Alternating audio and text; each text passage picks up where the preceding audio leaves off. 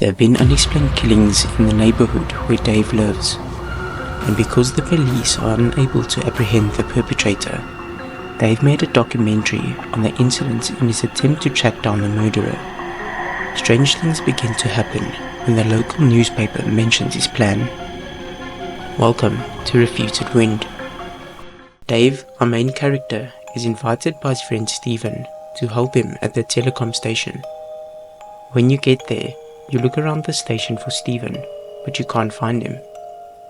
You decide to contact him on his cell phone, but he doesn't pick up. You decide to go because you're nervous and can't get through to Steven. On the way out, Steven stops Dave from leaving. After a brief cup of coffee, Steven tells Dave that he feels like someone is watching him at night. Feeling a little nervous, you decide to get to work. Steven needs assistance changing the tower's transistor. After changing the transistor, Dave notices an odd figure passing into one of the old buildings. Thinking it's Steven, he descends from the tower, but when he looks around the entire property, he finds no sign of him. He chooses to go without seeing him, choosing to return home. When arriving home, Dave has been without power for several days. He decides to turn the generator on. Once he's done so, Dave has to call an electrician to restore the main power to the house. So he goes upstairs to get the number.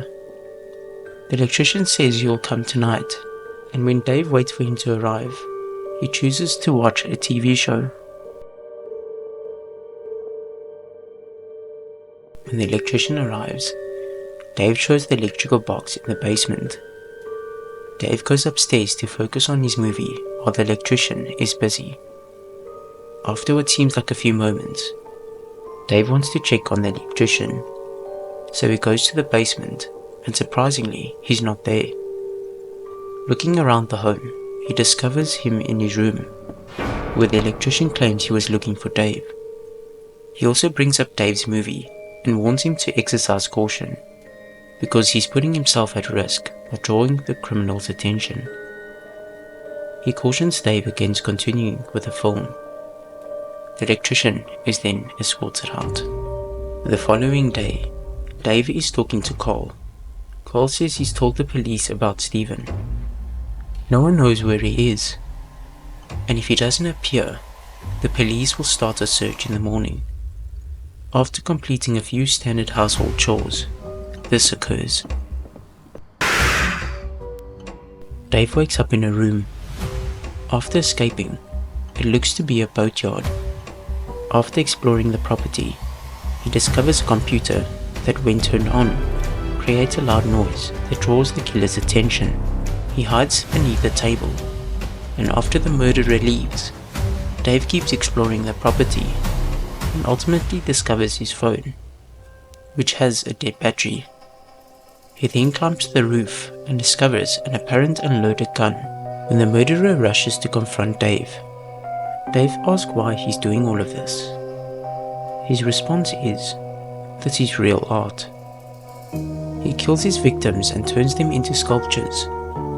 He also talks about the film Dave created that almost exposes him. And also, Steven is not yet dead, but will soon be his new sculpture. He then charges you and makes you take the shot. It turns out that the gun was loaded after all.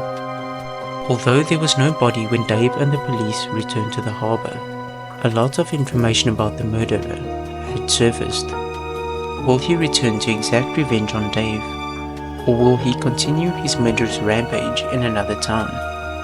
That wraps up our video. What do you think? I'd love to hear your thoughts, so drop a comment below and let's keep the discussion going. If you enjoyed the video, don't forget to give a thumbs up and hit that subscribe button. Stay tuned and turn on notifications so you never miss an update. Thanks for watching, and we'll see you in the next video.